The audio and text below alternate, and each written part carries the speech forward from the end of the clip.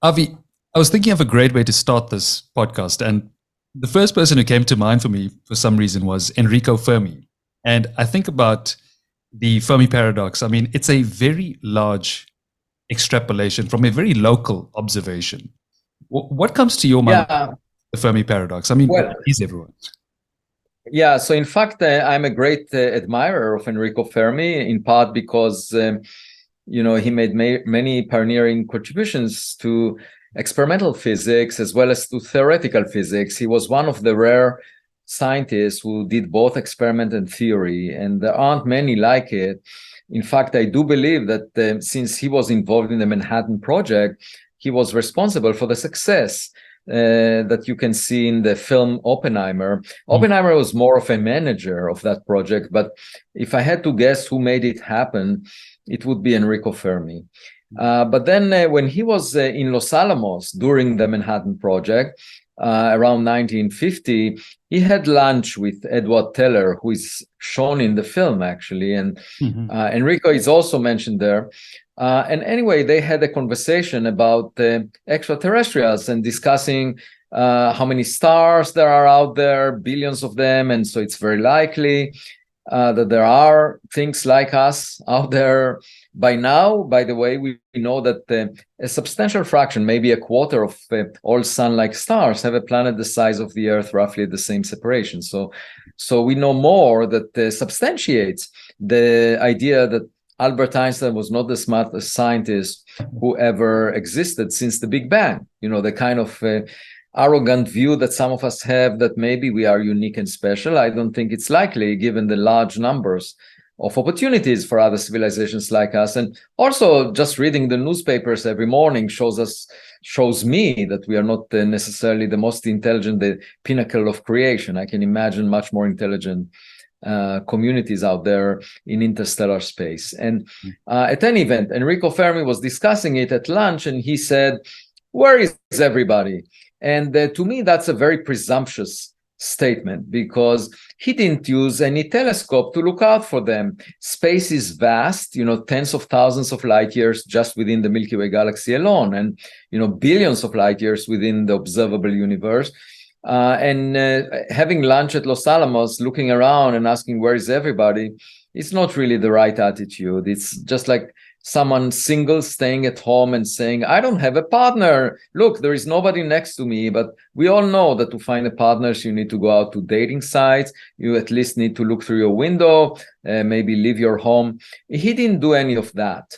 And so that's why I'm surprised that this question got so much traction among people who have opinions. Okay, you're entitled to your opinions, but it doesn't carry any substance, and I think the only way to make progress in terms of gaining new knowledge is to collect the evidence. And so far, for 70 years, we use the method that was pioneered by Frank Drake, which was, okay, we have transmitted radio signals as a part of our communication here on Earth. Let's check if someone else is sending a signal in our direction. And, that's, again, quite presumptuous, assuming that radio communication that we developed in the first century of our science and technology would be used by others for extended periods of time. And, it's just like waiting for a phone call. You need a counterpart to be active using exactly the method that you're using to listen for it.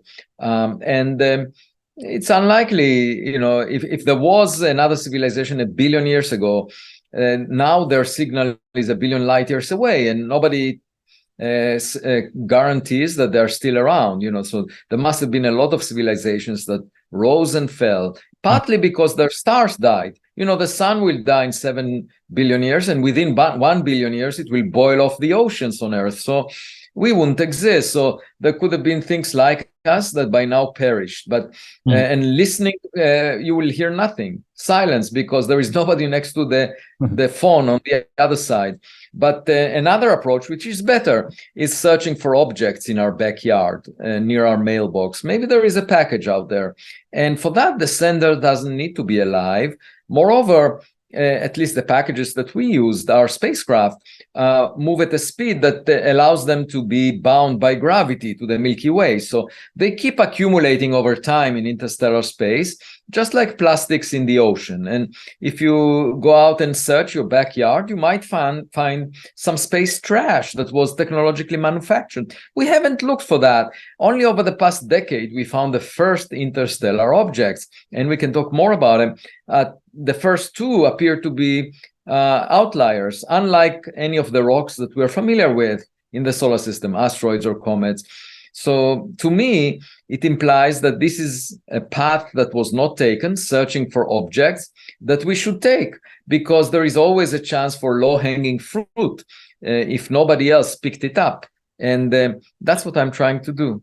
Yeah, I mean, this search, I mean, your quest in general, it's very admirable, because I think we live in a time where people are afraid to really speak their mind even when it comes to scientific inquiry. I mean, people are very afraid to put their head on the line, because once they're on the chopping block, they feel that they lose their credibility. Was this search, or is this search for extraterrestrial intelligence or technology, has it been worth it for you? Oh, yeah. I mean, credibility in my book is measured by the evidence. And if you are just expressing your opinion, it's not worth as much as scientific knowledge, because it's basically your impression. It's very easy to express your opinion. You can just write a single tweet, one sentence, and that's it. That's your opinion. But it doesn't carry much substance. And we all know of opinions that humans had for 1,000 years, like that the Earth is at the center of the universe. And when Galileo looked through his telescope and found the moons of Jupiter and argued, well, it looks like we are not at the center because the moons are moving around Jupiter, not around us. People just didn't want to look at the data because they were happier with their opinions. And he was put on house arrest. Today, he would have been canceled on social media. And you see it all over again, deja vu, that people have very strong opinions, and not willing to do the hard work of looking for evidence. And that is the only thing that can lead to our salvation, that we would collect data and about our environment and learn how to adapt to it, and not subscribe to our prejudice. And unfortunately, what I find is both in the general public, you have believers who have some very strong opinions about extraterrestrials. They're not engaged in seeking any evidence. They know that it's out there, and they also may have had some superficial encounters that are not, to the level of scientific data in terms of the quality of the data. And at the same time, you have scientists within academia ridiculing it. Again, they have an opinion and they don't want to collect evidence to test it, which is actually the scientific method. So they are not behaving as scientists, even though they call themselves scientists. And then taking the middle of the road, which is basically associated with hard work, collecting evidence. I went to the Pacific Ocean. It took us months to plan this expedition and $1.5 million. We went there, we collected materials, brought it back, analyzed it, wrote a scientific paper. All of this is a lot of work. And a lot of my colleagues were just expressing negativity all across, throughout the process. Before we went, that we will not find anything. When we were there, that I should not speak about it. When I came back, that, we didn't really collect anything new, that it was all, ocean water materials. And this negativity is really not the way by which we gain new knowledge. Like, we don't know what most of the matter in the universe is, so we call it dark matter. And then for decades, scientists were engaged in doing experiments, trying to figure it out, putting billions of dollars, most recently in the context of the Large Hadron Collider, looking for supersymmetry and saying, okay, well, maybe the dark matter is the lightest supersymmetric particle. We put billions of dollars, we didn't find it. Nobody among those people who are expressing negativity about the expedition to the Pacific Ocean that I took, nobody says, oh, it's a complete speculation that supersymmetry exists. We shouldn't fund it at all. And don't speak about it until you find it, and don't get funded. And we don't believe in anything you say, and this should not be studied. Nobody says that. So it's being studied, it's being funded, it's being talked about, and nothing is found, and nobody says anything bad about it. After nothing is found for decades. Yeah. And this is mainstream. And this is speculative, because we don't know if supersymmetry exists. Okay? So why is that legitimate? And when you see an object that the US Space Command says it comes from outside the solar system because of its high speed, it is considered mainstream to say we don't believe the US government, this must be wrong, it's a factor of 3 off, and the US Space Command, who gets funded by more than NASA, who is supposed to alert the US president for any ballistic missile coming from North Korea, is telling in an official letter to NASA, this object at the 99.999% came from the interstellar space. Why is it that a year later, astronomers would publish a paper in the Astrophysical Journal saying the US government data is wrong by a factor of 3 because our model for stones cannot fit the data, so the data must be wrong. So this object was moving slower, this object was a stone from the solar system. And not only that, but that's exactly at the time when I'm coming back with materials from the site of the meteor that show that it was not a stone, that show that it's made of a composition different from all the rocks in the solar system that we are familiar with, like on Earth, the moon, and Mars. And when a reporter comes to a quote-unquote expert, the expert says, oh, the government data is wrong because we can't fit it with a model for stones. And then another expert says, well, they should check all the rocks on Earth before making a statement that this composition is different from the rocks. Like, what a ridiculous statement to make by an expert, because we checked the composition in terms of elements, found it to have some elements hundreds of times, up to 1,000 times more than in the standard of the solar system materials. And for the expert to say we need to compare it to every rock on Earth before we make a statement that it's not from the solar system, like we found isotopes that have a very different abundance than, for example, iron isotopes, than any rock on Earth, because we know the isotope ratio of iron on Earth. And so just this negativity, trying to step on any flower that rises above the grass level in the context of an object that came from outside the solar system, whereas speculations that are far less certain are being funded at billions of dollars, nobody says anything about them. So I call this approach of people saying that anything in the sky must be stones, I call it the Stone Age of science, because it's actually anti-scientific. What they have is a prejudice. They have an opinion. And not only that they have an opinion, they are not allowing other people to collect the evidence and to analyze the materials. I mean, talking about materials, not opinions, and to share these results as saying, you know, whatever they say. I mean, we did not invent this composition. It was found by an instrument at the laboratory of Stein Jacobson, one of the most respected geochemists worldwide. He didn't have any bias, any agenda. We brought him the spheroids from that side. He analyzed them. What could be more scientific than that? Mm-hmm. And yet, people who call themselves scientists object to that. Now, not only that, they would attack personally, and there would be bloggers who did not have a single scientific paper published in the past decade to 2 decades. They call themselves astrophysicists, some of them, and they haven't published anything. So they are just like commentators looking at a soccer match and arguing, oh, the player should have passed the ball differently, and science is supposed to be done this and that way. Who are they to tell me when I'm a practicing scientist? They are not practicing what they preach for. They are pretending to know how science should be done, what science should say, but they are not practicing it.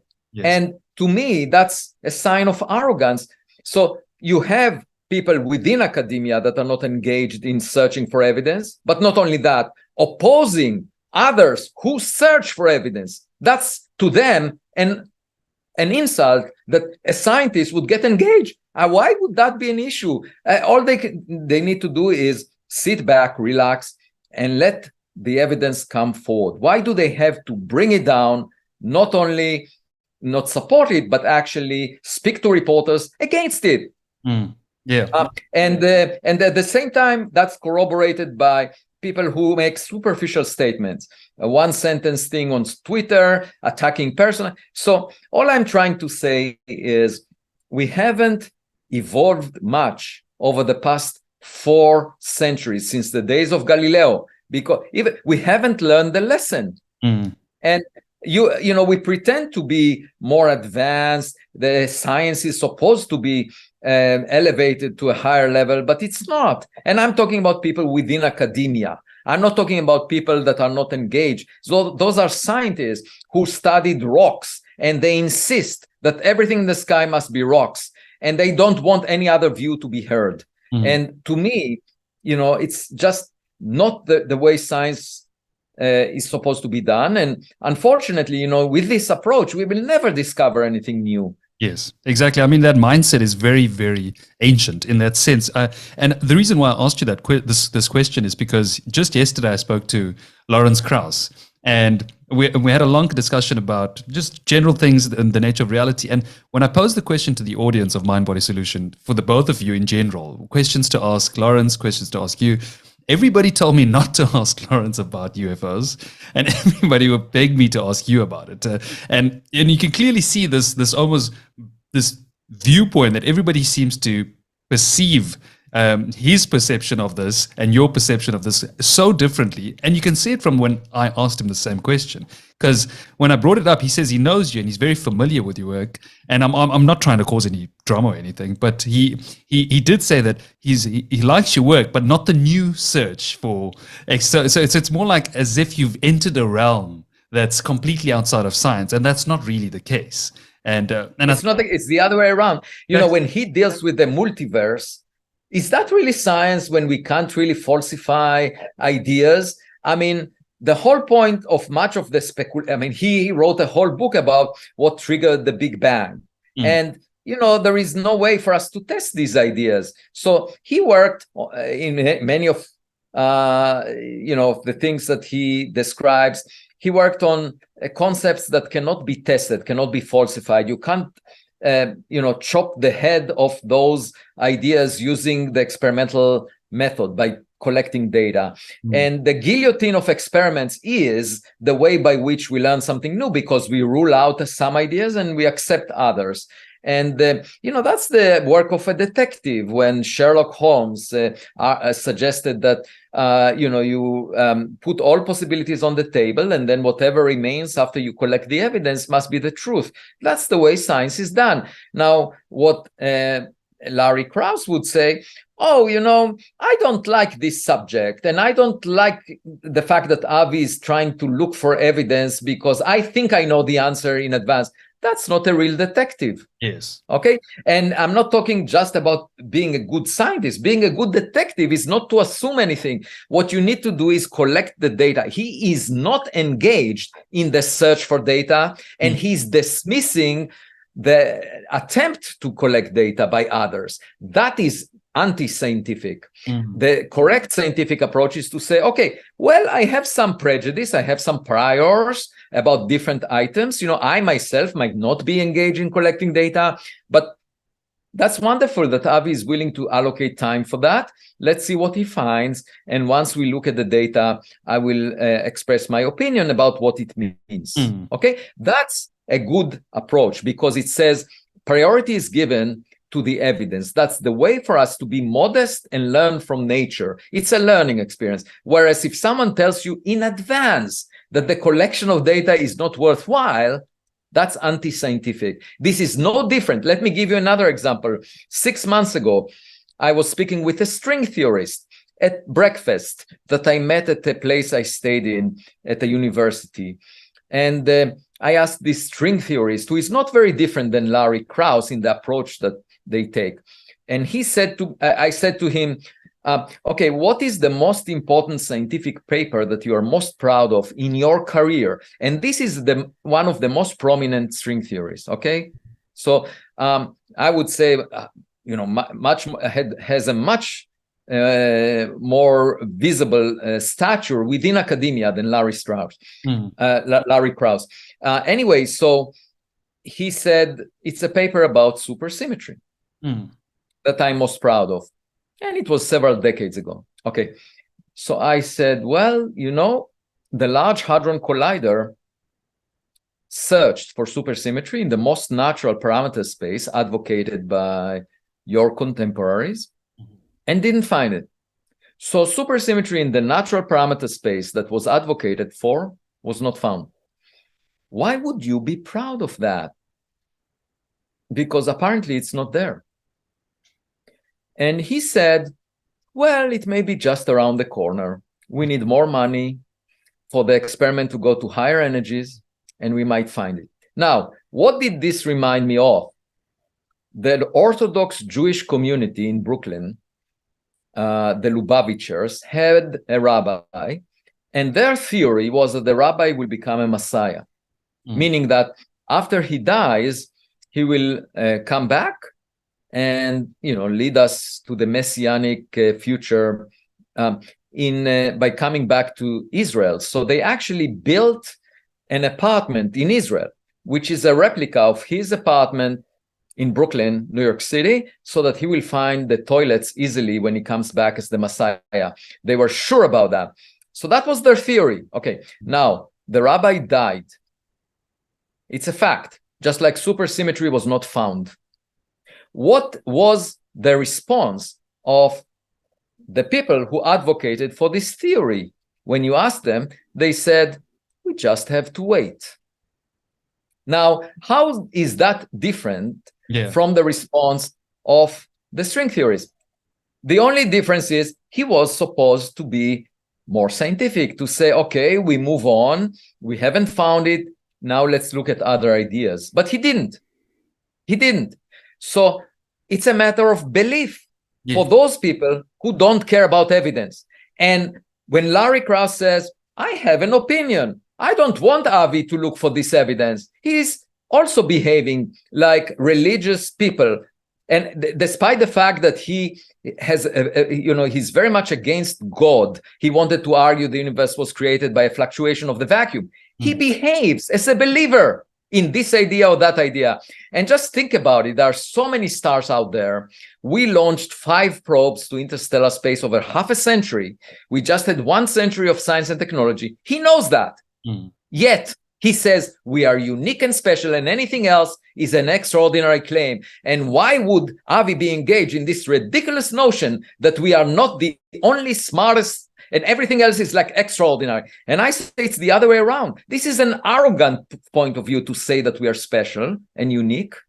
And let's just collect evidence about objects near Earth that might have been sent from other civilizations that appear as space trash because they collected just like plastics in the ocean over billions of years.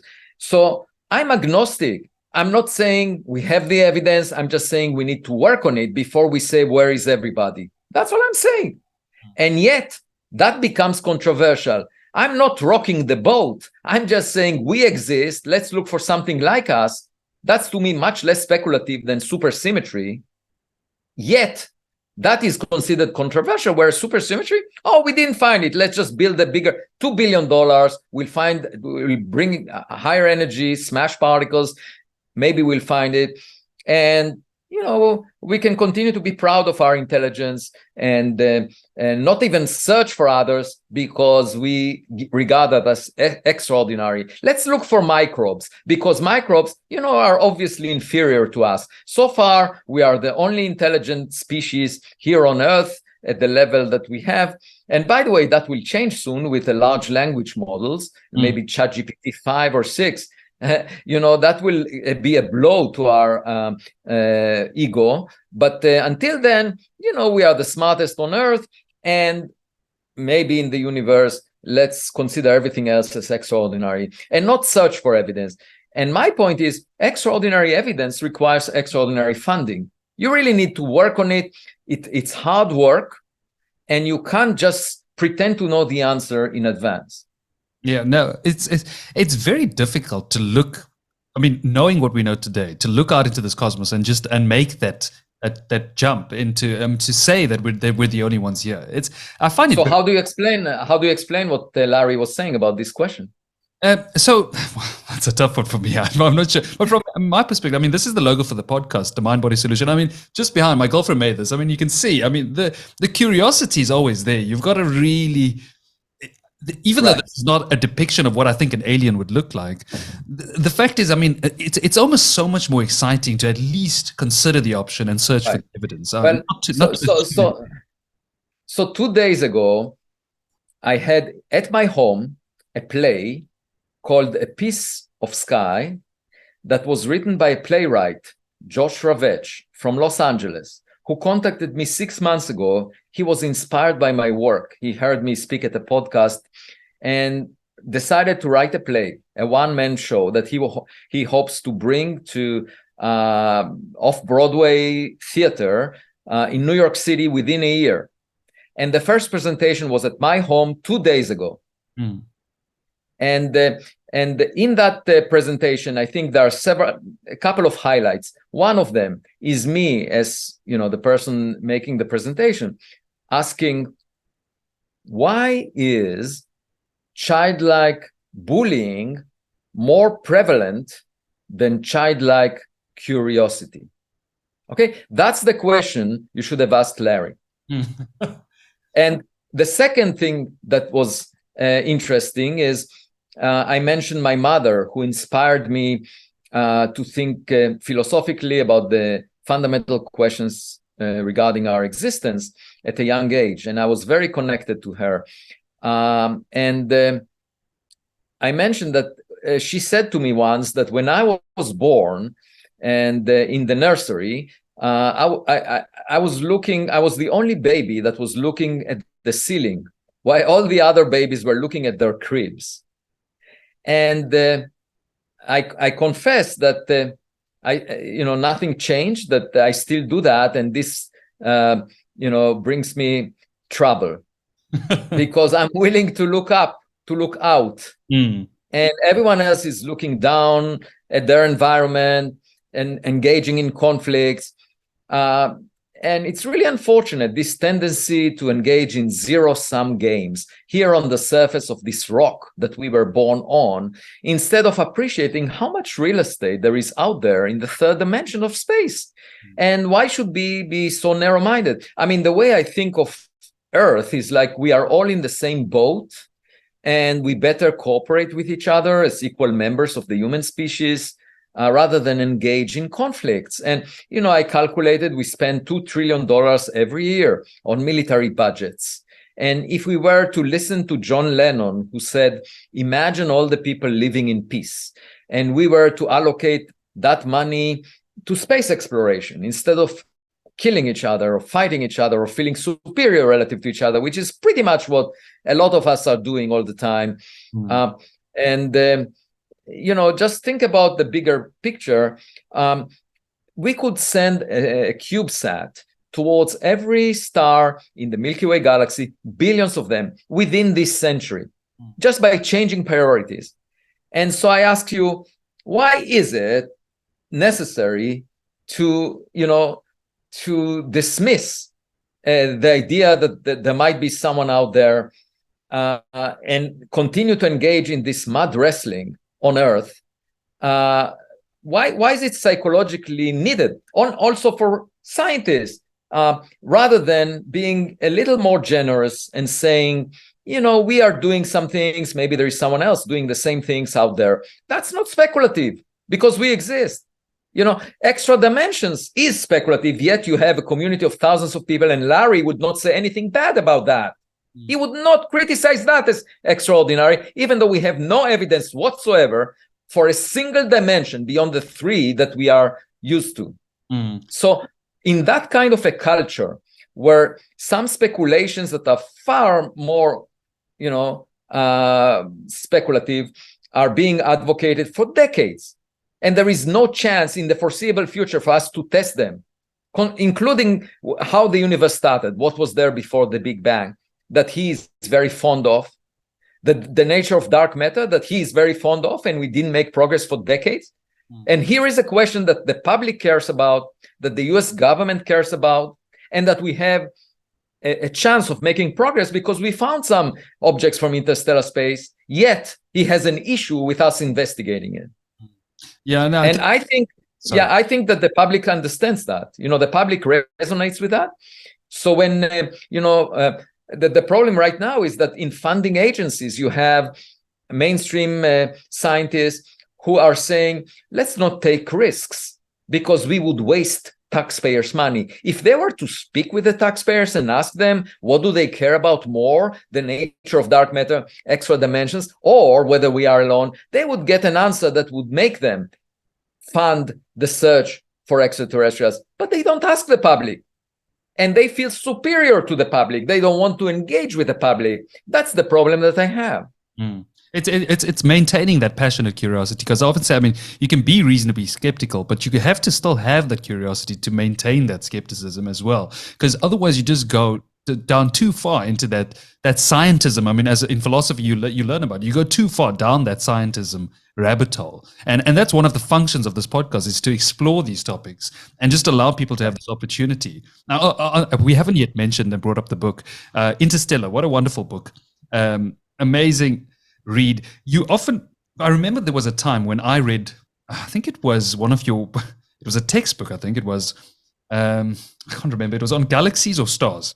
Yes. How did the first stars and galaxies form? And I still remember there was a time where I've been reading your work, and then I stopped, because obviously I didn't go because I wanted to be an astrophysicist. It was very much along that path. And then I became a doctor, so I stopped reading for a while. And then I started reading your books again. I remember having the same thought, where I thought, okay, here's a scientist who's really ingrained in the science, who's now entered a new realm. And I find that very concerning, for not from my perspective, but for you, because I know that the audience can really come at this in a very negative way. But other people who do that as well are journalists. And I have a question here, and it says, well, what's it been like to watch journalists completely misuse your work to label their titles? Because I've seen some outlandish titles.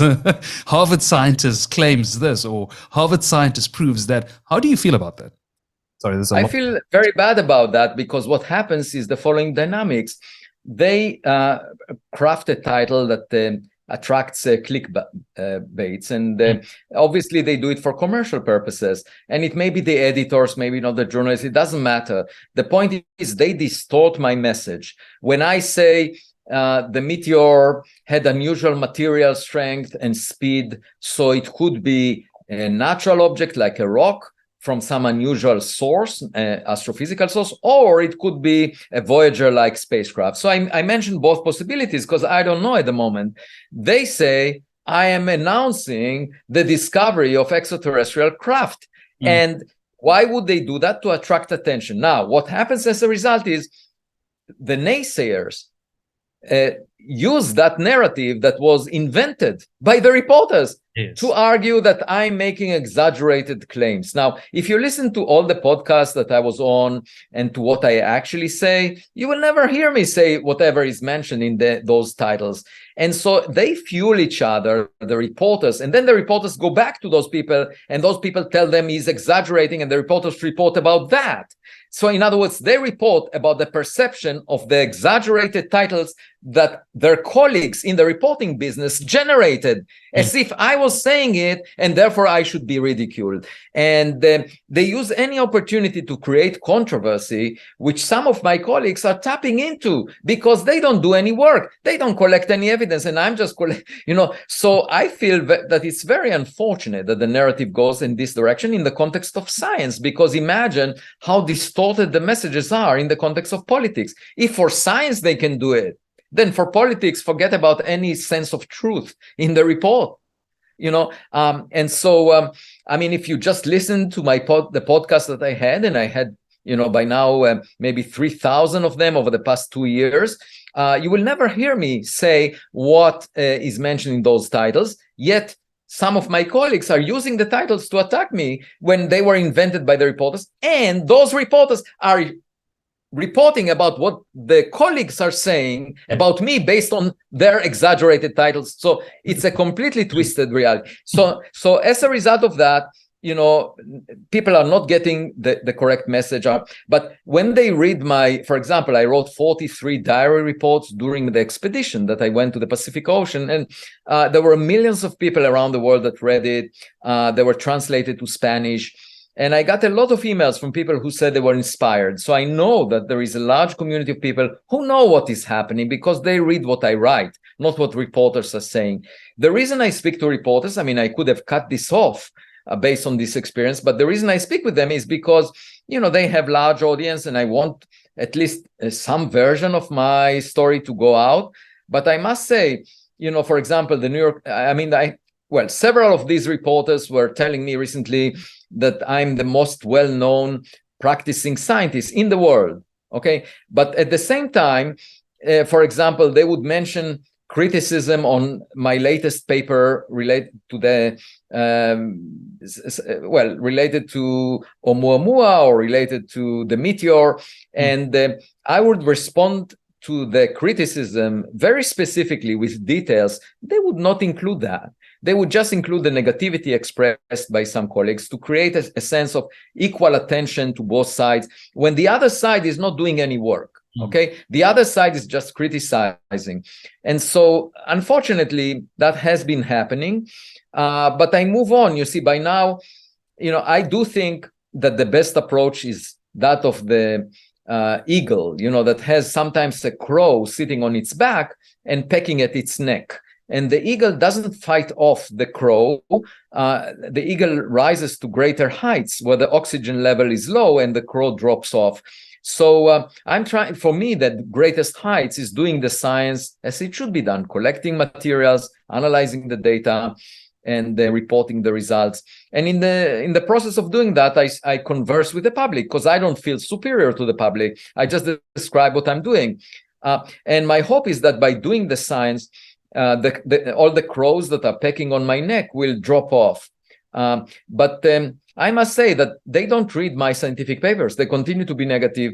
And frankly, I just don't know what else I can do other than do my science. I'm just ignoring, because I realize if I mud wrestle, I'll get there dirty. I don't want to I don't want to give them the respect they don't deserve by expressing negativity. Just to give you an example, there was a blogger who just a month ago decided to summarize what's known about Oumuamua 6 years after, when the literature, the astronomical literature, is full of papers saying, oh, this object is anomalous. We could explain it maybe as a hydrogen iceberg, maybe as a nitrogen iceberg, maybe as a dust bunny.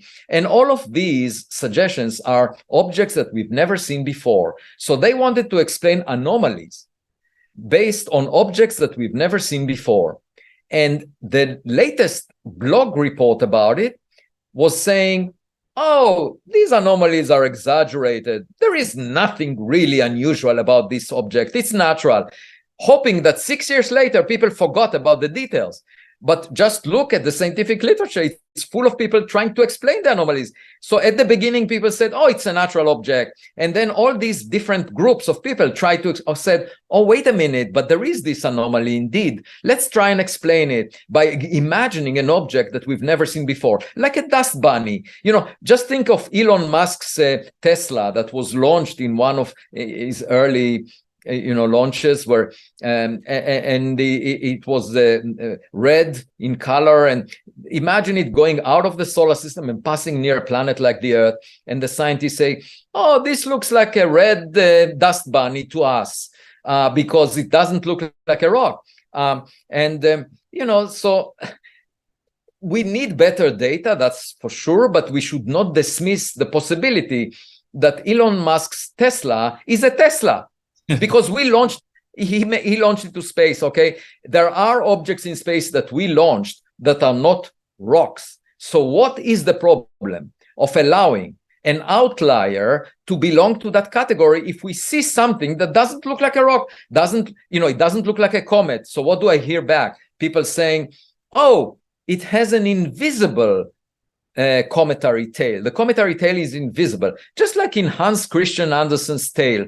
The emperor I feel like the kids saying the emperor has no clothes, Oumuamua has no tail, and they tell me, oh no, the emperor has clothes, they're just invisible. and you should admit it. How dare you say anything other than that? The tail is invisible because it's made of hydrogen, made of nitrogen. Just believe it and stop talking about it. And if I wanted to conform with that notion, I would feel that I betray my scientific integrity, just saying, okay, it's a rock, forget about it, and then we will move on. Why should I say that if the evidence is not clear? Just for those who are not familiar, Oumuamua, do you want to maybe define it for those people who don't know? Because I'm a big part of the Galileo Project. I think it's one of the second aspects of the Galileo Project as well. Right. I mean, the first object is the meteor. We can talk about it more later. But the second object from interstellar space that was found was in October 2017 by a telescope in Hawaii. This telescope surveyed the sky for near-Earth objects, and it was constructed for the first time in history because the Congress tasked NASA to find objects near Earth that are bigger than the size of a football field and could cause a lot of damage if they collide with Earth. We know that the dinosaurs were killed by an object as big as Manhattan Island, and so we want to prevent that because we can build telescopes. The dinosaurs were not smart enough to look up. Okay, so this telescope in Hawaii, Pan-STARRS, was built to survey the sky and find most of the objects bigger than a football field that we can see from the reflection of sunlight off their surface. And there it found Oumuamua, an object on October 19th, 2017, that was coming close to Earth within a sixth of the Earth-Sun separation. And it flagged it as a near-Earth object. If it were not passing near Earth, it would ignore it, but gladly it passed near Earth. So then they noticed that it's moving very fast, faster than the speed needed to escape from the solar system. So that was declared as an interstellar object, no doubt about it.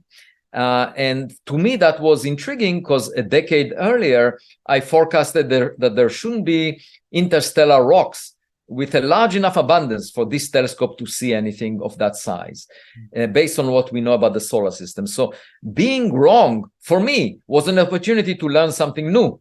Okay, it's not a blow to my ego. That's not the way to think of it. If you are wrong, it's actually meaning that you learn something new. Okay, so I said, okay, well, there must be a much bigger population of such objects. What is it?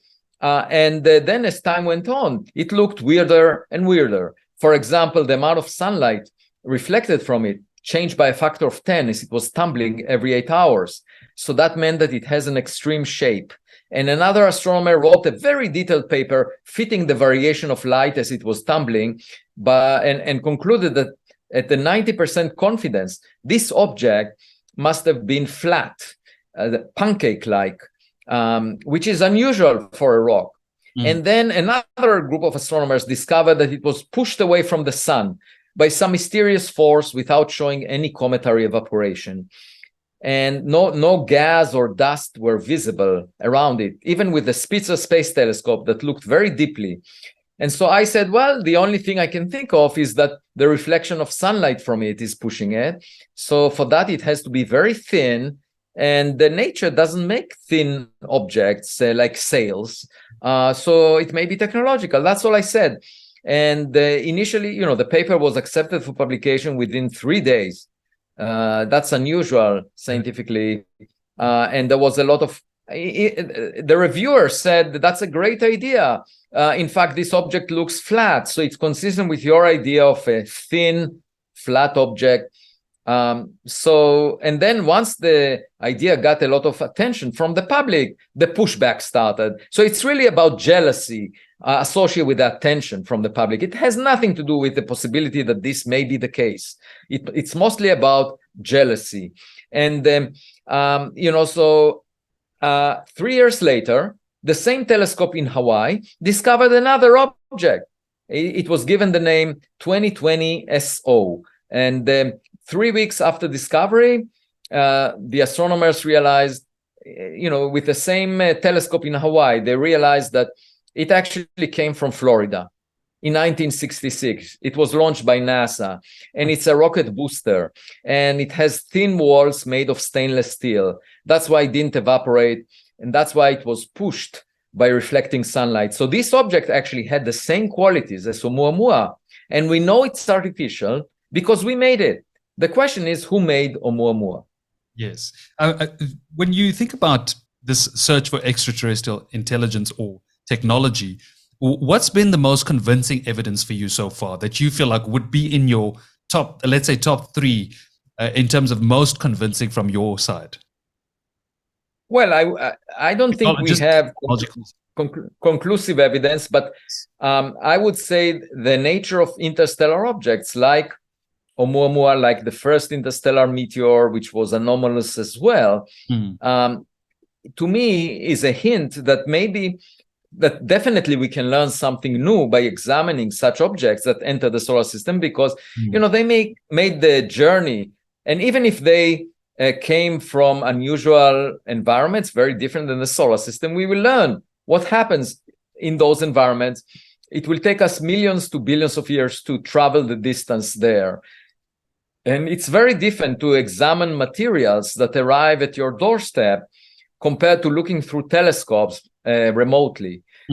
So in the expedition in particular, we were able to use microscopes to study what lies outside the solar system by collecting the molten droplets from the first interstellar meteor from 2014. And that's a different method than using telescopes. So I think there is a chance, given that the unusual properties of those first interstellar objects, that we are seeing space trash from technological civilizations. But it's also possible that these objects came from environments that are very unusual, different than the solar system. In either case, we will learn something new. And this should be encouraged. This should be a frontier within the mainstream of astronomy rather than being pushed aside.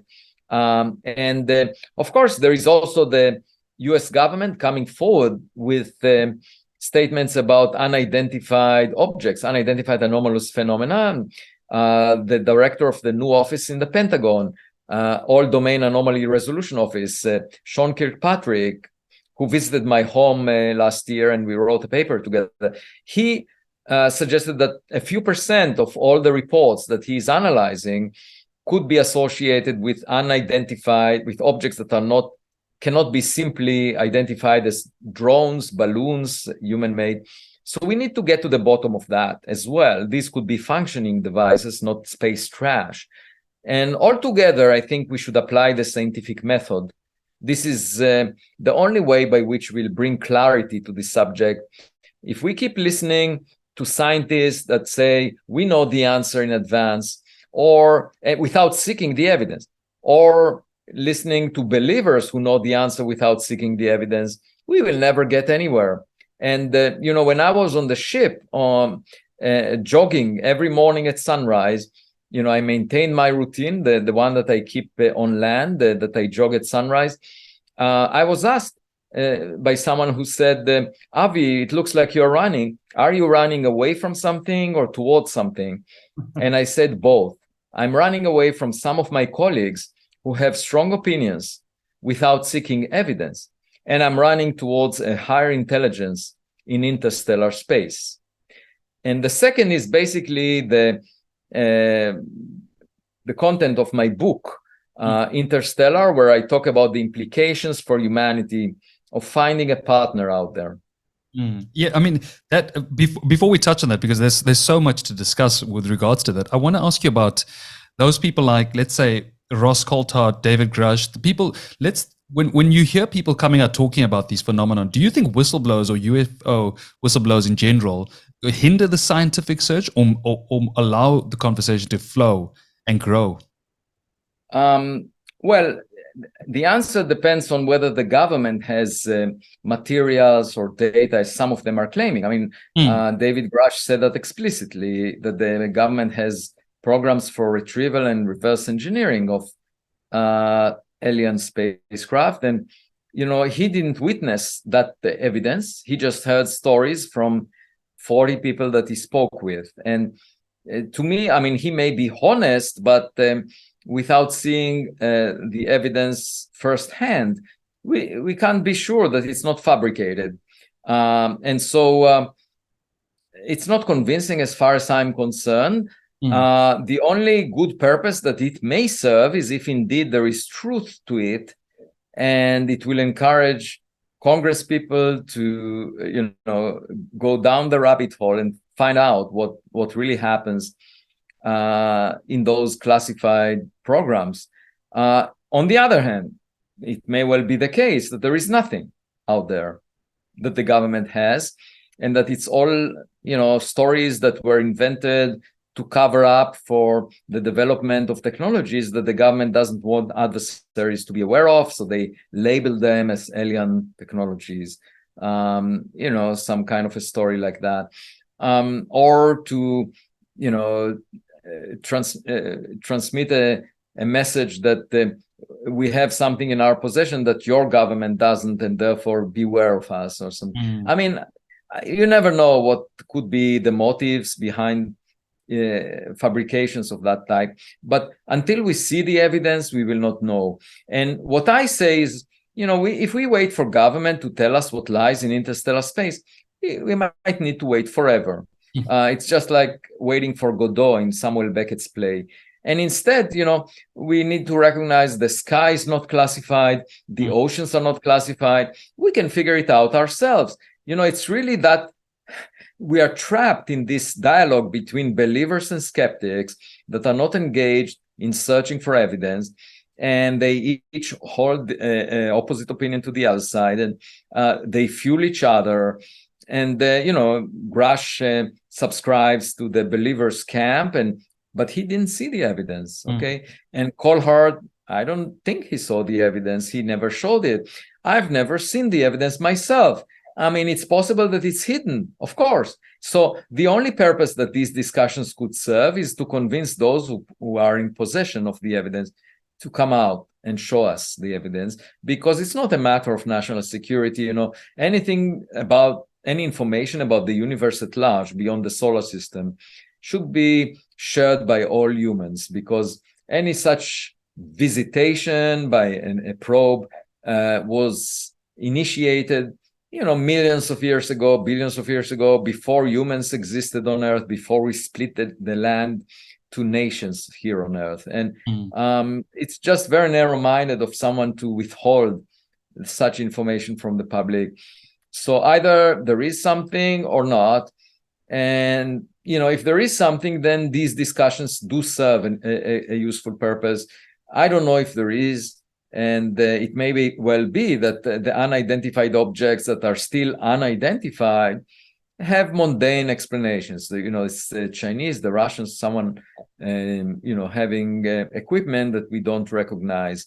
Until I see evidence that beyond any reasonable doubt is non-human, I would not believe it. But at the same time, I say, why should we keep discussing what the government may have? That's not what we do in the context of science. When we wanted to know if the Higgs boson exists, we didn't wait for Washington, D.C. to disclose whether the Higgs boson exists. Okay, we built the Large Hadron Collider, smashed particles, and found out. And in the same way, if we are curious about whether there are any objects near Earth that might be of extraterrestrial technological origin, we just need to put together cameras, telescopes, and look out. Now, who is doing that? Only one group, the Galileo Project. Who is talking about that? Everyone, including Larry Krauss. Everyone is talking about it. Now, I ask you, why is this useful? What is it good for to just talk about it and express your opinion? I mean, it's just like expressing your opinion about the weather. And the point is that we should seek the evidence. That's the only way to make progress. We learned it from Galileo, and we haven't learned the lesson as of yet, 4 centuries later. Instead, we have, skeptics and believers just as they were centuries ago. I think the Galileo Project it's such a beautiful project in general. I mean, its overarching goals and theme is very awe-inspiring as a whole. Do you want to briefly outline the project for people, for those who are familiar? So it was established 2 years ago, and I am leading it at Harvard University, and it has 3 branches. One of them is engaged in the expedition similar to the one I led a few months ago to the Pacific Ocean between June 14 to 28. That was a a mission that cost $1.5 million. It involved 28 people. We went to the Pacific Ocean. The depth of the ocean was a mile, and the region that we surveyed was 7 miles. We were looking for molten droplets from the first interstellar meteor, and they were the size of a grain of sand. And we used the sled with magnets on both sides, carried it on the ocean floor, collected magnetic particles, then analyzed them in the laboratory of Stein Jacobson at Harvard University, and found a special population of spherules. These are marbles, metallic marbles, along the meteor path that were not found anywhere else. We had some control regions far away. We found an excess of spherules that have a composition never seen before in solar systems materials. Okay, so that is one branch of the Galileo project. We plan to go back to that site to look for bigger pieces, because that could tell us whether it was a rock or a technological gadget. A gadget would have screws and bolts. If we find a big piece, it could have buttons on it. And in the last class of the spring semester, I asked my students, if we find a gadget and it has buttons on it, should we press a button? And half of them said, no way, don't do that, because it will affect all of us. Half said, sure, we want you to press a button because we are curious to know what will happen. And then a student asked me, what would you actually do? And I said, I will bring it to a laboratory and examine it before engaging with it. Yeah. So don't worry. Even though the vote is split, I will take the more cautious approach. And so that's one branch of the Galileo project. And we are planning also to go to another site of the second interstellar meteor, not far from Europe. The second branch of the Galileo project is the unidentified anomalous phenomena that the US government talks about. The Director of National Intelligence reported about. The All-Domain Anomaly Resolution Office in the Pentagon is investigating. So we built an observatory at Harvard University monitoring the sky 24/7 in the infrared, optical, radio, and audio bands. And the data is fed, it's about 0.5 terabyte every day, fed into a computer with machine learning software that would try to identify birds, drones, balloons, airplanes, and see if there is anything from outside of this Earth. And this will be ongoing once everything works. At the moment, we are finishing the test analysis. And we also started to build a copy of this observatory in Colorado. And we hope to make more copies depending on the funding that we get. Each of these observatories costs a fraction of $1 million, and it could be named after donors who want to have an observatory in their state, for example. So we are hoping there will be more people interested in those observatories to support them. And then, so this is just to shed light on what objects are near Earth that might look anomalous. Obviously, the government is mostly interested in national security, so they want to know if there's a label made in China. For me, any object that was made in China or any human-made object is boring because I just want to know if there's anything from outside of this Earth. And then the third branch of the Galileo project is to find more objects like Oumuamua that we mentioned before. There is a new observatory in Chile called the Rubin Observatory that is funded by the National Science Foundation, and we'll start collecting data next year using a camera with 3.2 billion pixels. That's 1,000 times more than the number of pixels you have in your cell phone images. And it will survey the southern sky every 4 days and could potentially discover more objects like Oumuamua, every few months. And the hope is that now that we are alerted to their interest, they're potentially being different than the rocks we are familiar with, there will be much more attention given to any such object. We could even contemplate rendezvousing with it taking a close-up photographs. But in fact, the Webb telescope is located 1,000,000 miles away from Earth. So if we look at such an object from the vantage point of the Webb telescope and also from Earth, it's like having two eyes. We can, in principle, localize the distance to the object and monitor its motion in 3 dimensions with great precision. So we can tell if it's propelled. We can also detect the heat emitted from the object using the Webb telescope infrared cameras. And altogether, we'll be able to infer the size of the object and the reflectance of sunlight from it. So there will be much better data that we can get on the next Oumuamua. And that is the third branch of the Galileo Project. And my hope is within a year or two that we will have much more interesting things to say about interstellar objects. I just worked yesterday and today on a new paper that I'm writing about the meteor, trying to explain all of its properties as we know them now, from the composition to the high speed that this meteor had, faster than 95% of the stars near the sun, the high material strength that it had. And I came up with a possible scenario that could explain it. And so, it's ongoing. I'm a practicing scientist, you see, and I'm also communicating to the public, but fundamentally, I'm practicing what I preach for. Do you think, your book's called Interstellar. You've obviously had, your mom's been a big influence in you. I mean, you've been looking up since you were a baby. Was this search nurtured throughout the years, or did you suddenly have this epiphany that, look, you want to do this? Well, as a child, I was mostly interested in philosophy, but not necessarily in astronomy or cosmology. When I came to Harvard, I started studying the first stars in the universe. That was a frontier that I helped pioneer, and I wrote 2 books about them, one that you read, 2 textbooks. And now it's obviously one of the hottest topics, given that the Webb telescope gives us very deep images of the universe, of the first stars, the first galaxies, sort of the scientific version of the story of Genesis, how the first light was produced. And it's our cosmic roots. So that's what attracted me to it.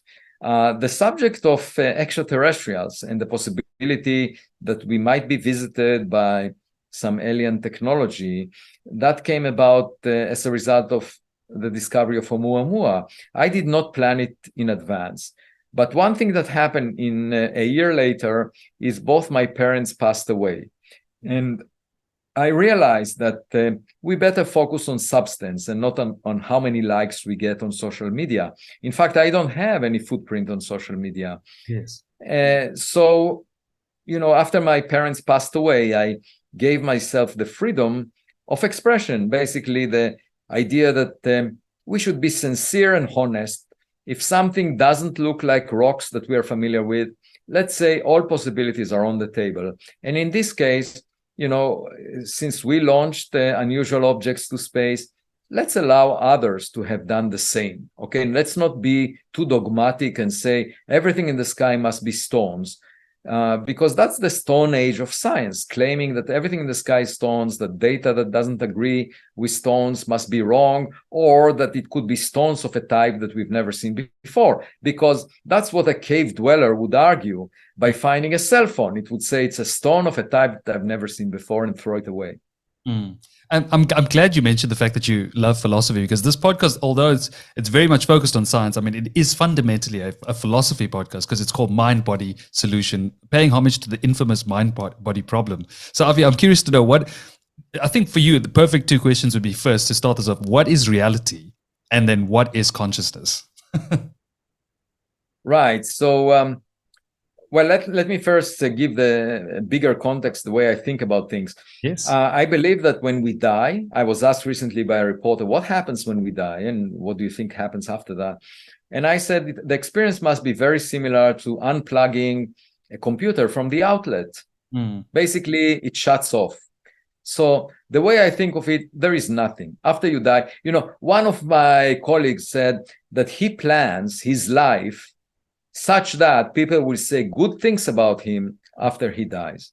And I said, what a hopeless hope. Because when I die, I would care less about what people say about me. I will not be around, so why would it matter to me what people say about me after I die? And secondly, my first mentor in astrophysics, had a sort of a rival, someone that he disliked scientifically. And when he died, this rival wrote the obituary for Science magazine, the most prestigious scientific journal. So, you are working throughout your life to make you appear, the best, and then your rival, who you hate during your career, will write the obituary. So what's the point trying, why is that? I think you should be pursuing goals that you enjoy, that represent your values while you are alive, okay? Because after you die, everything is off, so to speak. And then the second issue is, what is consciousness? Well, I think that the human brain is a very complex system, and the issue of free will, for example, I think we are fooling ourselves, because basically when you have a very complex system, it's difficult to forecast what it will do. Just to give you an example, two bodies that act gravitationally on each other, they the motion of those bodies can be calculated precisely, no ambiguity whatsoever in the way they would behave, starting from some initial conditions, okay? But when you add a third body, just a third body, to the two-body system, you start getting situations with chaos, meaning that a slight perturbation, a butterfly moving its wings far away, would change the outcome within some finite time afterwards. A tiny perturbation. So you can't forecast. If you allow for a tiny perturbation, you will not be able to forecast a three-body system, okay? Obviously, you can make analogies with human life. When you have two humans, you get a stable solution. But once you introduce a third human into the relationship, it often turns chaotic. So, but I'm talking about real physics, where it's just like that. And so just think of the human body, the human brain, that has so many bodies interacting, like all these neurons interacting, and so many connections. We're talking about trillions, okay? And when you have trillions of connections, there is no way, that you can forecast how, what the system will do, because there are so many opportunities for chaos, fluctuations that will change the outcome. And moreover, this system is embedded in an environment that you cannot really monitor and forecast by itself, because it's made of other humans, of other things. So as a result, you get a situation of unpredictability, and you might call it free will, because it gives you a sense of that you are responsible for your actions. But I don't feel that it's really free. I think that it's simply a representation of the fact that complex systems are not predictable because they're too complex, okay? And the same would apply to artificial intelligence, because now the large language models are reaching the point where the number of connections is similar to the number of synapses in the human brain. ChatGPT-5 will become more complex than the human brain, okay? And at that point, it will exhibit unpredictability. And you might say, well, that's free will. It's not free will. It's just that the system is complex, okay, and unpredictable in some ways. And that's what I think. Now, you ask me about consciousness. Well, consciousness, again, is an emergent phenomenon, just like free will, of a complex system. So, the only entity that I'm confident is conscious is myself, because I don't know. I mean, you are just appearing on my screen. I cannot tell who you are. And I can imagine in the future, there will be a computer system that will portray an image on my screen and will converse with me in ways just like the Turing test, in ways that are as unpredictable as you are. So to me, consciousness is really not fundamental. It's an emergent phenomena from a very complex system, and computers like LLMs, large language models, or artificial intelligence more broadly, would be able to replicate the appearance of conscious beings. So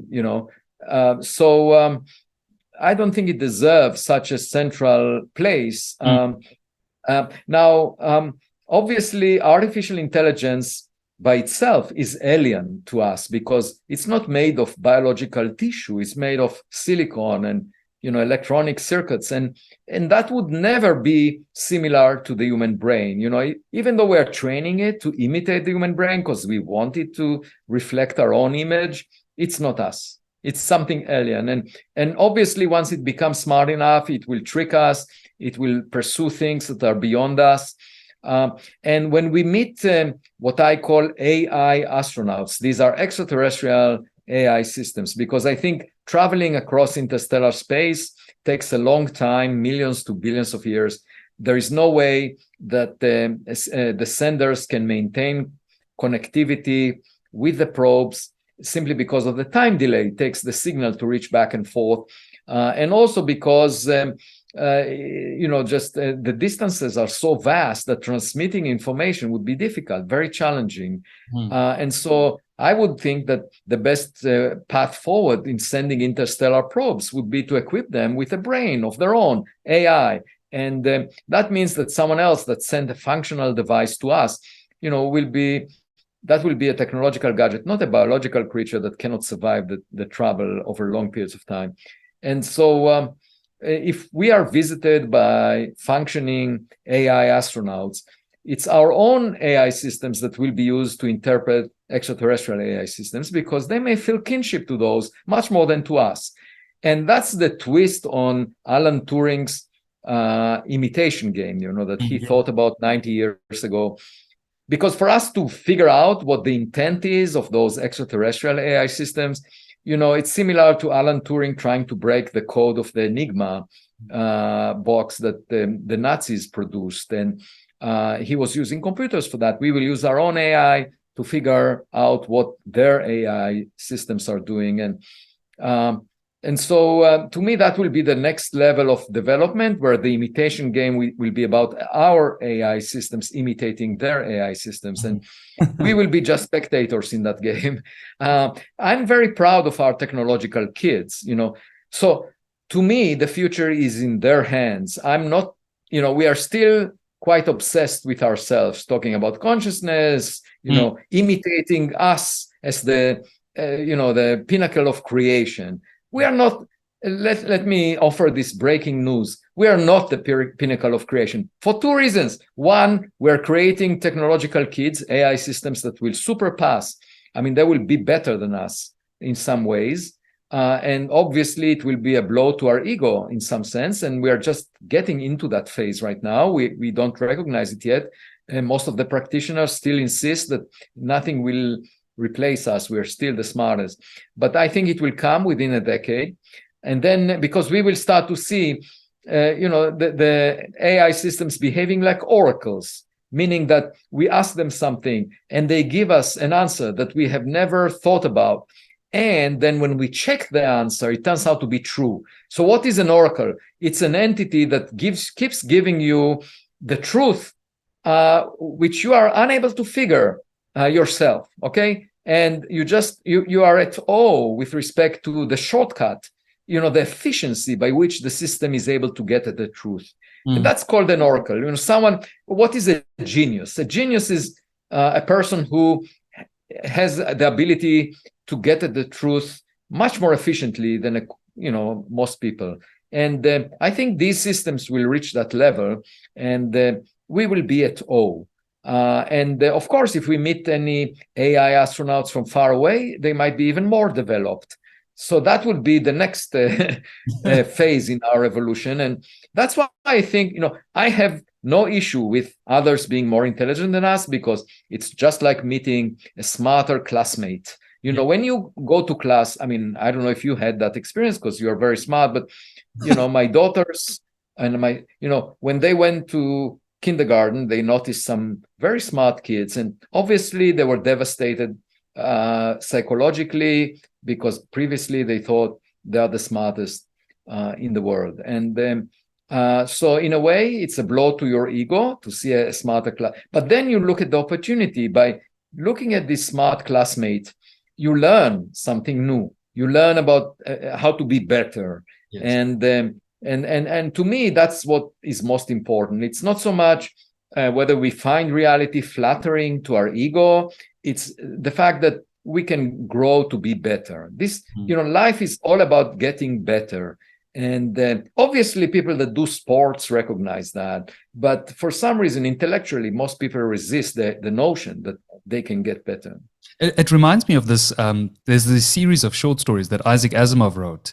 I can't remember the name and I always forget it for some reason, but he spoke about this AI. It's almost this teleology of what's to come. And our purpose is not really for us to exist. It's actually to continue developing these artificial intelligences so they can propagate into the universe. And this AI continuously slowly keeps asking itself and future versions of itself the question of what is the meaning of life, because that's something exactly. Now, so it's not just about processing the information we already have. It's, for example, I can imagine AI helping us do our science in an unbiased way. Like if there is an object that looks different than rocks, we will not insist just because of our ego, just because we are expert on rocks. We would not insist that these objects must be rocks. I mean, the AI system might tell us it's not a rock. It looks more like Sputnik. It looks more like Voyager. So pay more attention, get more data.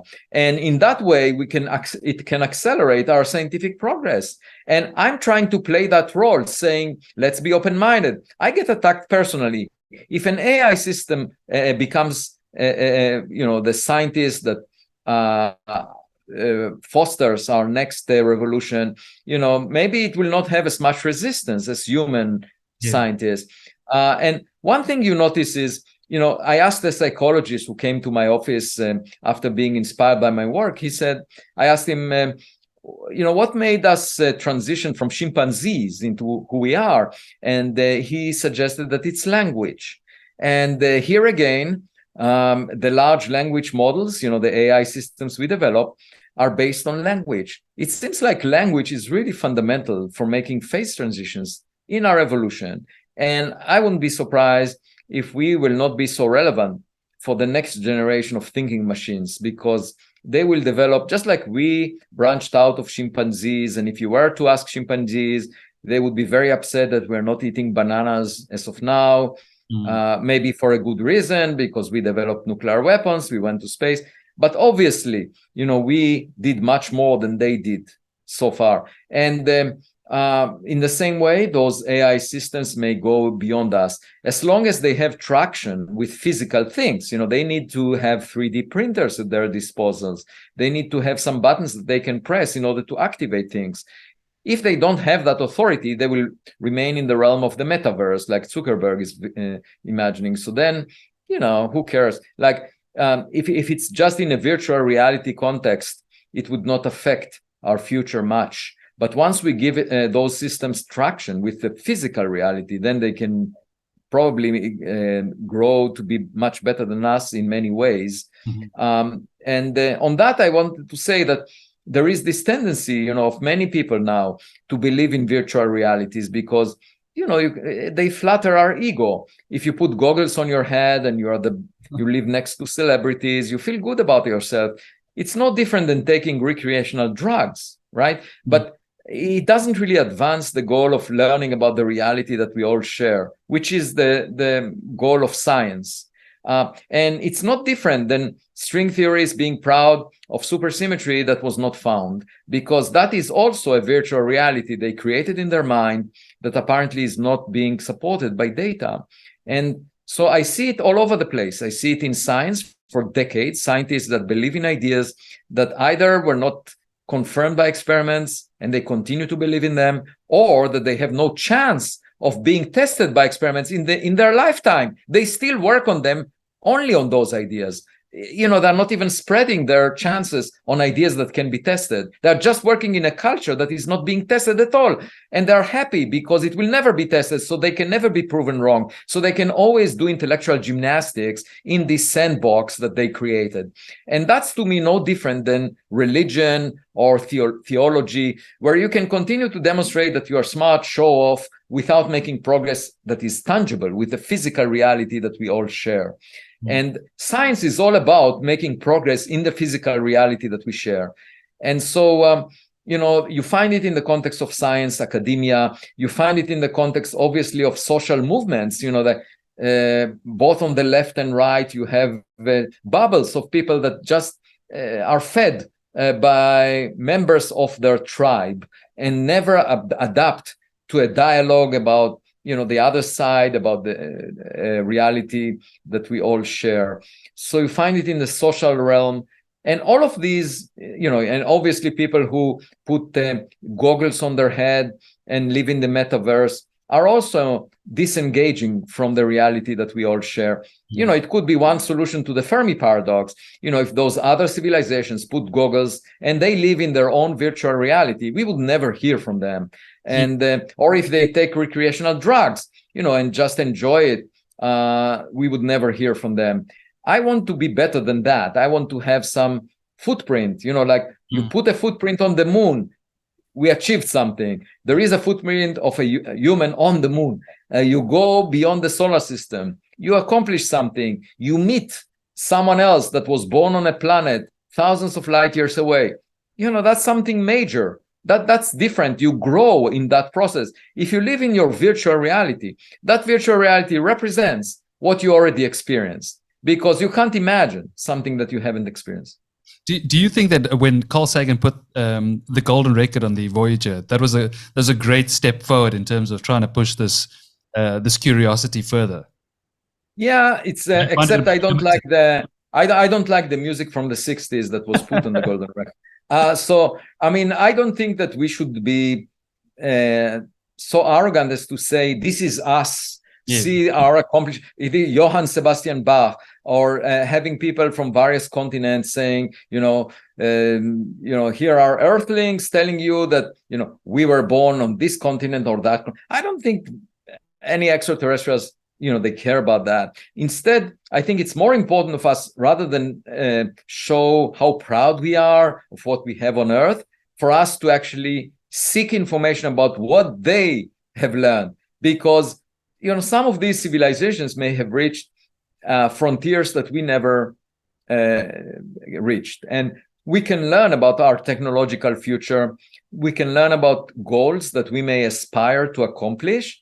That's more valuable than showing off with music from the 60s. Do you think it was a good idea, though, to encode all of that information in such a... Because I think it's difficult. We have linguistic limitations. Is it possible for an alien species to kind of interpret the information we provide them? Yeah, I don't think that would be difficult for them. Okay. Because it's... I do think that if they were to visit us, it will be far more sophisticated than that. It will be some AI system, if it's functioning, some AI system that has some intent and is doing something, collecting information. Of course, we might also find space junk, space trash. So that would represent a Voyager-like spacecraft that would collide with Earth and look like a meteor of some unusual material strength. Okay, but if we find a functioning device, it will be well beyond a record. Just think about we don't even use records anymore. So, this is completely out of date for us just after several decades, which is, 1 part in a billion of the age of the universe. If they were, they had, thousands of years of science and technology, it would look very primitive to them. They would laugh at what we are showing them. And it's very coded. You have to really understand how to use it in order to figure it out as well. So but it's primitive. And it's primitive because if we were to send something now, it would be far more sophisticated. Yeah. So just think about cave dwellers coming to New York City, looking at the gadgets, the technologies there. They would feel religious awe. Yes. Okay, and another example, think of Moses in the Old Testament, the biblical story, and he witnessed the burning bush that was never consumed as a sign that God exists. And he believed in it because this burning bush was never consumed. Like, how more primitive can that be? So if I was next to him with the infrared cameras of the Galileo Project. I would measure the temperature of the burning bush, the amount of energy emitted. I will get many more details about the burning bush. And I could advise Moses whether this is a phenomenon that is not natural in origin, that it was produced by a superhuman intelligence.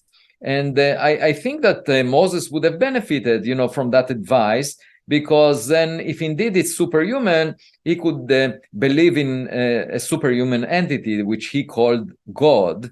It could also be some technological civilization, because we can today construct a burning bush that is based on technologies we have that Moses would find awe-inspiring, like godly. And for us, it would be just, something you find at Costco or in Best Buy, and you just put it out there in the desert, and Moses would be at awe. All I'm saying is that when we confront technological gadgets that represent something we've not explored as of yet here on Earth, we would feel a sense of religious awe.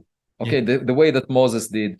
And to me, a very advanced technological civilization is an approximation to God, because it could create life in its laboratory. It could even make a baby universe in its laboratory. So that kind of a civilization would obviously demonstrate that Larry Krauss is incorrect, that in fact the universe didn't come up from a vacuum fluctuation. It came from a scientist in a white coat that knew how to unify quantum mechanics and gravity and designed a baby universe to come out of the Big Bang. And in it, there is Larry Krauss who says God doesn't exist. Well, maybe it doesn't exist in the religious sense, but it could exist in the scientific sense. So there is a path forward. If we find evidence for a very advanced scientific civilization, it would unify religious beliefs with scientific facts. And that could be, very inspiring for us to figure out. Do you think? I mean, I know you coined that term, space archaeology. When you look back at the past, I mean, general archaeology, and you look at some of the ancient scriptures and the way they sort of looked up and constantly looked to the sky, do you think that sort of represents our inner urge to venture out? I mean, because you often in your book you're talking about getting out there and making sure we become interstellar species. Exactly. I mean, as I say in the play that about my research, my job description is let's go out and search for evidence. Okay, that's my job description. And so I think part of the reason that we are trapped in prejudice, in opinions, is because we are blocking ourselves from seeking the evidence. Okay, so because we want to believe in something, just like the theologians in the days of Galileo wanted to believe that the Earth is at the center of the universe. And so the best way to do that is not to search for evidence and to claim that it's extraordinary to think otherwise, and to say that you need extraordinary evidence without seeking it. Obviously, it will not fall to your lap. When we were talking about gravitational waves decades ago, there was no evidence for them. And if we were to imagine that it will fall into our lap, we would never detect them. We had to invest $1.1 billion over decades of effort to build the LIGO experiment before we detected gravitational waves. And we have so far expended billions of dollars to search for dark matter. We haven't found it. The point is, it's a lot of work to find extraordinary evidence. You can't just say extraordinary evidence requires, extraordinary claims require extraordinary evidence without doing anything. You can't say that. What you need is to say, I've invested decades of time, billions of dollars in searching for the evidence, haven't found it. Therefore, I can rule out some of the possibilities. Okay, but in the context of searching for extraterrestrials, we haven't invested the billions of dollars. We haven't searched when Enrico Fermi said, "Where is everybody?" and when Larry says, "Oh, it's not worth doing." We haven't done that. So how dare we express an opinion without even trying? And so I think it's common sense to look for something like us out there, because the Earth-Sun system is replicated billions of times only within the Milky Way galaxy. So what's more natural than that? But common sense is not common. Exactly. I mean, if you had to hypothesize, Avi, and try and really think about what these, if you had to think of any sort of alien intelligence or species, what comes to your mind when you think about this, or you have this thought experiment? Yeah, so the problem is when you are preparing for a date, the most natural thing is to look at the mirror and or look around and imagine something that is familiar to you. And I would say that's the worst that you can hope to have in a date. Something that you are familiar with, because it's much better to find something new, something that you have not experienced that you can learn from. If you go on a date and you pretty much find what you were expecting, then it's a boring date. Yeah. And so that's my approach. My approach is not to imagine anything, just wait for the opportunity to learn. Now, how do I engage scientifically in this? Well, I first of all look for things that are familiar to me, like rocks, like birds, like drones, balloons, airplanes. I look for those. If I see something that doesn't look like them, I'm intrigued and I want to learn more. And then, once I rule out things that are familiar, I can start learning about something new. And that's the way I learn. It's not by imagining what I would see. I don't imagine mummies the way they were presented in the Mexican Congress. That's not what I'm, because they look too similar to ET in Steven Spielberg's film, right? They look too similar to humans. So that's what I'm arguing against. Let's not imagine ourselves. Let's imagine something better. Yes. Then it will be thrilling. Yeah. I mean, you're right, because we do anthropomorphize too much. I mean, that's something we inherently do. Yeah. In fact, we think that we are central to everything is focused on us. Therefore, we should be careful. Like Stephen Hawking was arguing a decade ago that we should be really careful about transmitting our existence out there. Because look what happened to the indigenous species in the Americas when the Europeans came over. Now, I think of it very differently. I disagree with Stephen Hawking. He visited my home just 7 years ago. I disagree with his point here, because I do think that if they reach us, they are far more advanced than we are, because we didn't reach them as of yet. And as a result, we are not so important. I mean, we tend to think that we are important, that we may pose a threat to them, and that's why they would attack us. And I don't think so. I think the encounter will resemble something like a colony of ants on the crack of a pavement, watching a biker pass by. The biker doesn't care less about this colony of ants. Okay, so another perspective of an ant, is for an ant to survey a grain of sand and make a statement about the most distant planet in the solar system, which is pretty much what Elon Musk was doing when he said, I'm the space guy and I haven't seen evidence for aliens. He just surveyed the region, around the Earth's orbit near the sun, and he made a statement about, extraterrestrial technological civilizations in the universe. And the size of the universe is a quadrillion times bigger than the orbit of the Earth around the sun. And that is just like the ratio between the most distant planet, the distance to the most distant planet, and the head of a pin, or the size of a grain of sand. So I say, let's be more modest, less arrogant, because we know so little. And let's just explore, which is basically what Galileo said 4 centuries ago. I'm not inventing the wheel here, but somehow the message got forgotten. Why? Because we tend to, subscribe to social media where you express an opinion in 1 sentence, you seek more likes, and you just, make superficial statements most of the time. It's a hard work for us to seek the evidence, pay for it, the way we do in searching for supersymmetry, the way we do in searching for gravitational waves. That's a lot of hard work. And I'm saying, let's put the hard work also towards this subject that so many people care about, that the government cares about. Why is that controversial at all? Yeah, I wrote a note here to just so I don't forget to ask you about this. It says, don't forget to ask Avi about Interstellar, the movie. Have you watched Interstellar? Are you a fan? Yes.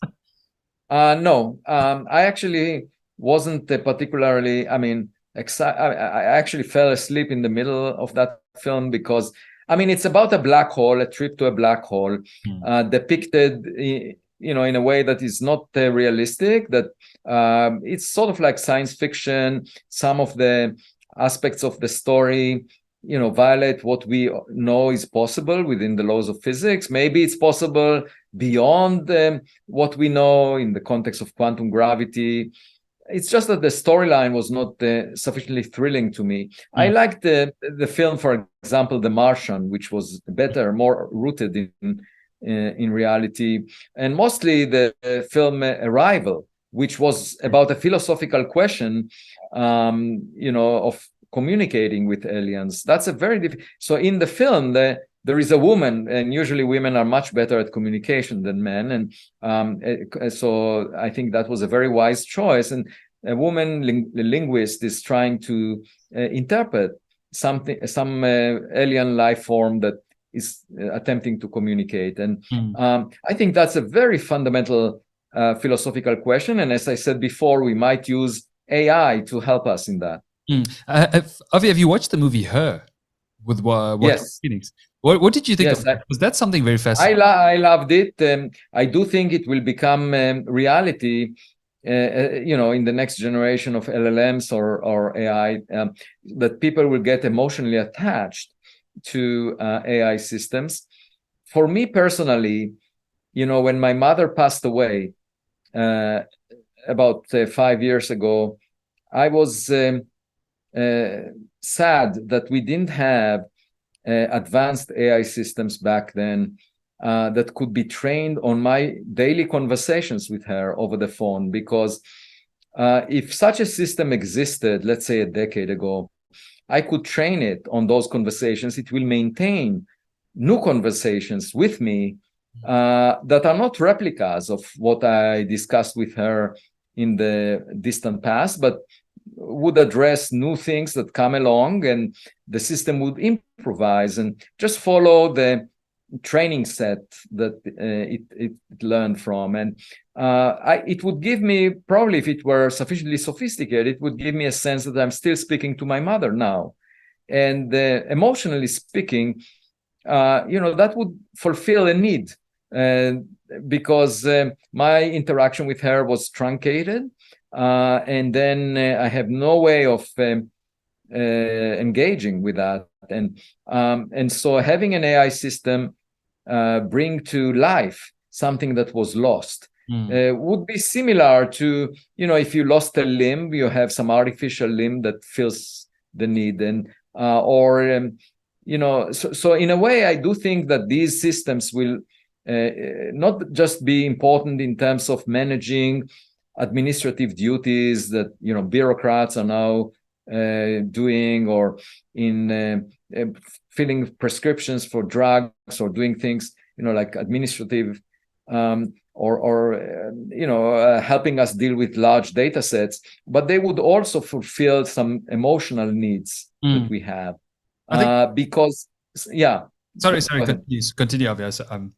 I didn't know you were going to continue. No, because that is something that once they reach the complexity of the human mind, they could not just iterate things from the past, but just maintain the characteristics of the way humans do and evolve with you.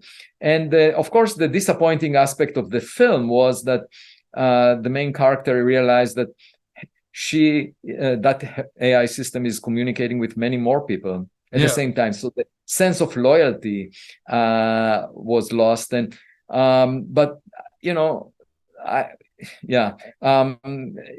that can be hidden in a way. One of the major philosophical twists at the very end was how the AI, while communicating with other systems overall, gathering all the knowledge of the entire planet, eventually leaves. They all decide to congregate and leave the universe, sort of. And that's kind of akin to what you're talking about. I mean, we could encounter something like that. Well, I think the main worry that I have is that once you get into emotional content of human lives, if the governments get a hold of the information, which is not crazy. They can break into those AI systems, then they can manipulate those emotional needs and to their benefit, and they can do it at scale. And the problem is people will be manipulated by governments at a level far greater than affecting the outcome of the elections. You can change societies artificially by manipulating what people believe in over time.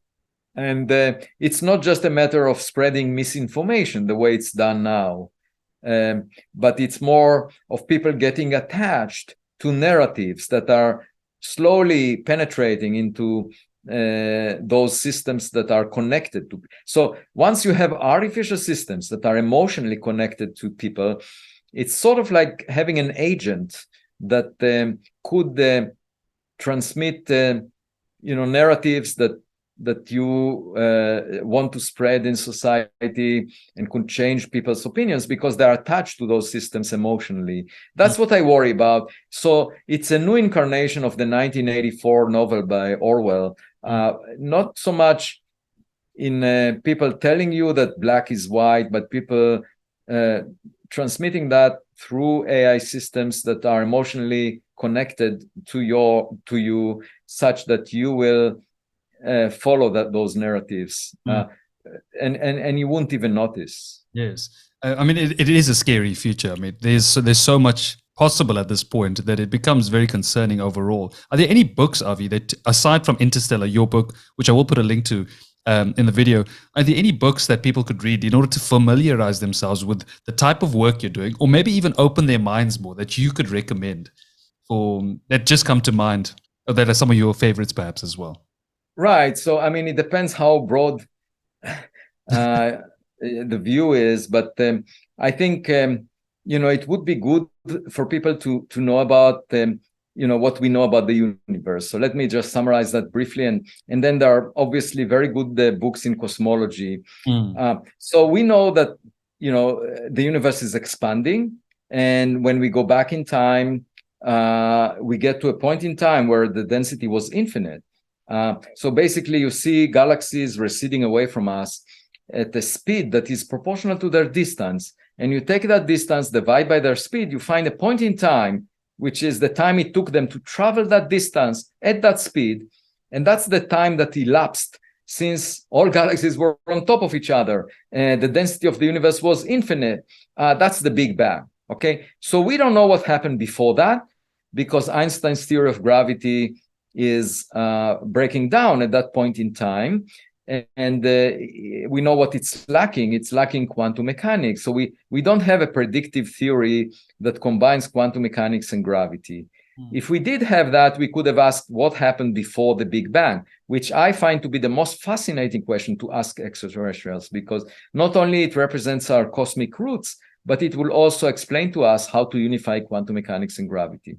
So we don't have an answer to that. All we can do is analyze what happened in the universe after the Big Bang. And that's what cosmology is all about. And we have evidence, for things that happen in the first 400,000 years. Before 400,000 years, the universe was opaque. You cannot see through it. You cannot see light through it. And 400,000 years after the Big Bang, the universe became transparent. It diluted enough and cooled enough for hydrogen atoms to form, and then you could see through it. We see the relic radiation that was left from the hot Big Bang. That's called the cosmic microwave background. And it's sort of like a Rosetta Stone that tells us about the initial conditions. We can read off the initial conditions of the universe, and we can summarize them on a single sheet of paper. That's the amazing thing, that the universe now is very complex. There are, I don't know, millions of books in libraries trying to describe just what happens here on Earth. Very complex, but it all started from initial conditions that can be summarized on a single sheet of paper. And all of this complexity came about because of gravity. And to understand how gravity, made a universe that was nearly uniform, had the same conditions everywhere, made it made galaxies like the Milky Way out of it, and made stars like the sun within those galaxies, and made planets from the leftover of star formation around those stars. And then those planets gave birth to life, at least the Earth did, life as we know it. To understand how we came to exist, there are many books in cosmology that I could recommend. Just to get the broad picture, there is a very nice introduction to astronomy and cosmology by Frank Shu on the universe, an introduction to the universe. And then, the more you dig into it, the more details you can see about what we learned over the past few decades.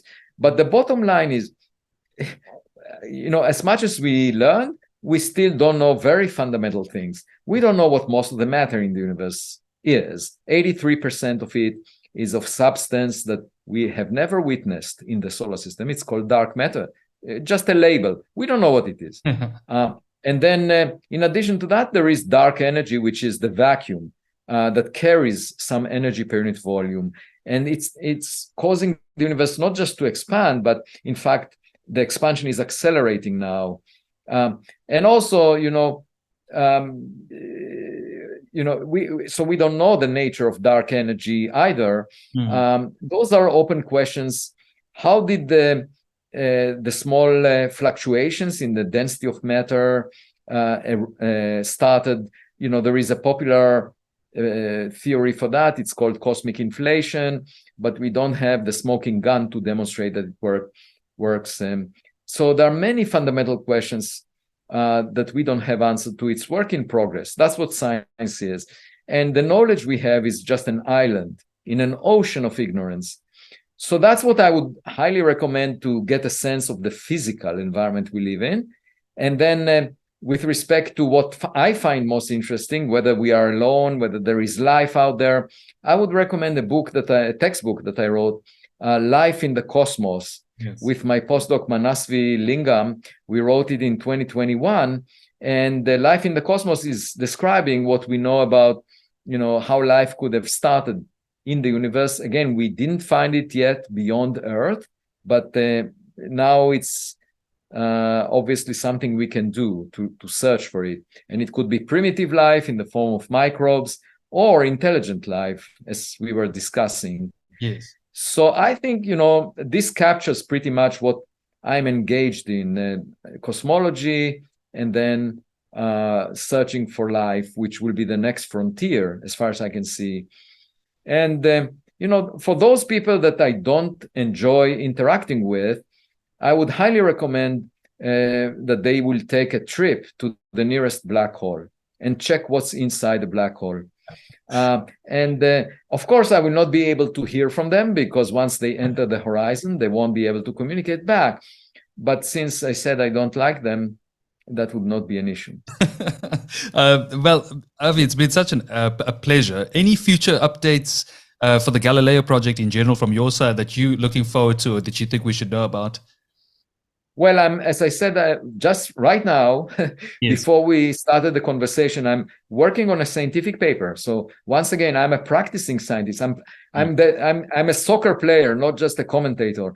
And so this scientific paper is addressing the origin of the first interstellar meteor, and it's fascinating. And I'm calculating some numbers that would be interesting. So hopefully within the coming weeks, I'll put the paper out.